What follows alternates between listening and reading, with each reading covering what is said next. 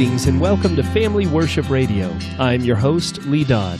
Today we will begin looking at Proverbs chapter 3, and I will read verses 1 through 4 now. My son, do not forget my teaching, but let your heart keep my commandments. For length of days and years of life and peace they will add to you. Let not steadfast love and faithfulness forsake you. Bind them around your neck, write them on the tablet of your heart, so you will find favor and good success in the sight of God and man. What a wonderful text now introduces Proverbs chapter 3 to us. This is one of my favorite chapters, containing some of my favorite Proverbs in the entire book, so I'm excited to begin Proverbs chapter 3 today.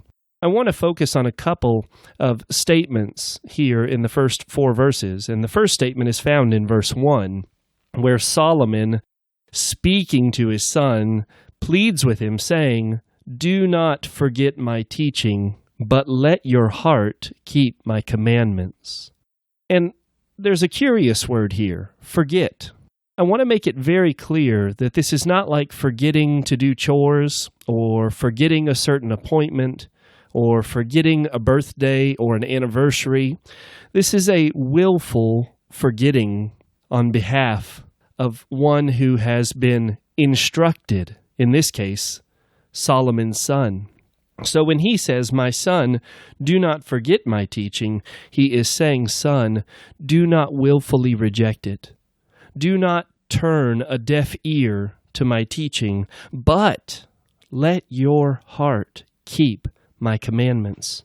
I cannot help but think of the Apostle Paul in Ephesians chapter 6, who says, "Children, obey your parents in the Lord, for this is right. Honor your father and mother. This is the first commandment with a promise, that it may go well with you and that you may live long in the land." This is a remarkable call to all who hear God's wisdom to embrace it, not to willfully forget it or reject it or set it aside, as though there's some better option available.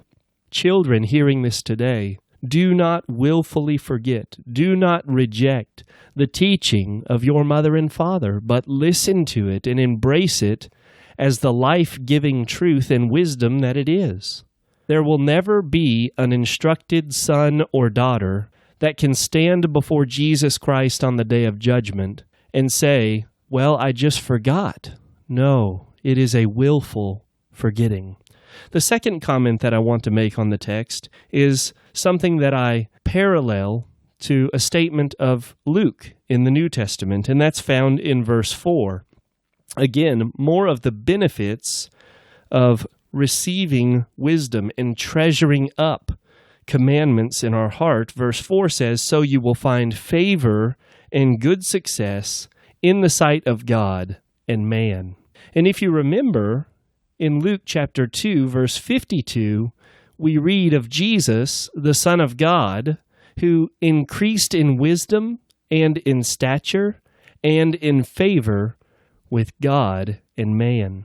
You see, Jesus Christ is the very best example of a young child who, when instructed by his mother and father, stored up their commandments in the heart. Jesus was obedient. Jesus was receptive to all of God's truth and the instruction he received from mom and dad.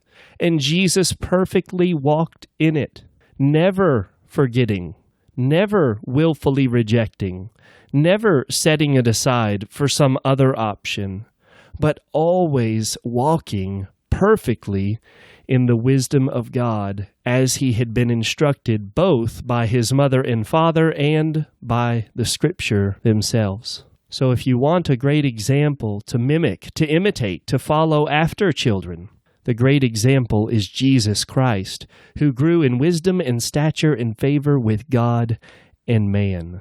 And so can you. So here's the question. Are you imitating Jesus Christ, who grew in these things himself, the 33 years of his earthly life? Are you embracing mom and dad's wisdom and correction and instruction?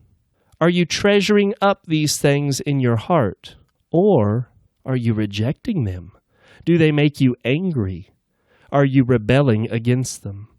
Please consider these things as we continue to study through Proverbs together.